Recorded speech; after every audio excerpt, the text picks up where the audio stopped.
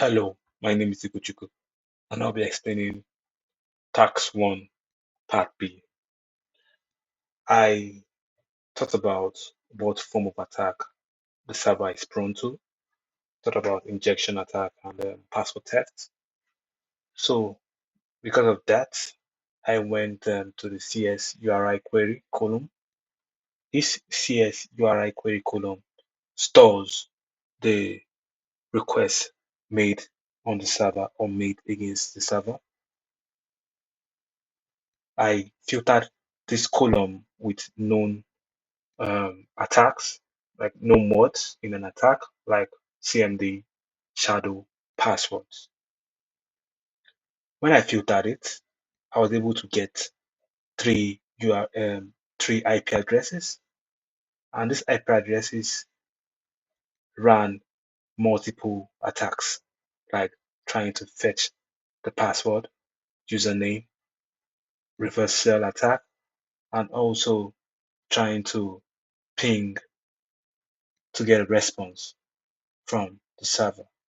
Enumeration also, they also performed an enumeration attack. In those attacks, I was able to see the users that performed the attack. This form of analysis is very helpful in analyzing a large data set. However, it doesn't give you much context to the form of attack. It doesn't give you much understanding of the attack. So we are asked to classify URL as being benign or malicious. We did a count vectorizer to bring out the features of the domains using ChatWB as the feature extraction and Ngram. We also did a encoding to, to turn the families into numerical characters that the machine learning algorithm can understand. We split the data into test and train. For this, I used 40% test and 60% train. Also, I did another test and train, 80% train and 20% test. For the logistic regression, I used the maximum iteration. I increased it from 1000 to 1005. For the first test, I noticed for the first and second test, I noticed that there was no difference in the results. For the random forest,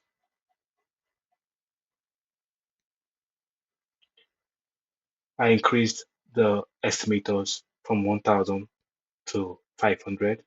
I noticed that there was no significant difference in the record and the F1 score, but the first test had a better precision than the second test. For the MLP classifier, I used the random states and maximum iteration. I set the random states to 1 for the first and the maximum iteration to 1000. For the second, I set the random states to 2 and the maximum iteration to 1005. I noticed that there was no significant difference. When comparing the three classifiers, I noticed that MLP did better in all the results, in the accuracy, the precision, and also in the F1 score. The other two classifiers had a slight difference. This shows that MLP classifier is better in classifying URLs, but it is prone to overfitting and it takes longer time to train, which the other two model are not prone to.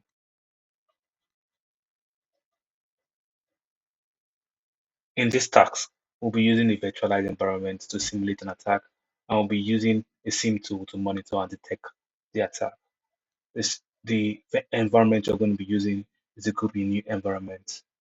The GoBNU environment consists of the attack box, which we'll use to exploit the target, the Suricata, and intrusion detection and prevention system. The EFK is used to log in data in real time. The TSHAC is a command line interface, is also used to capture network traffic.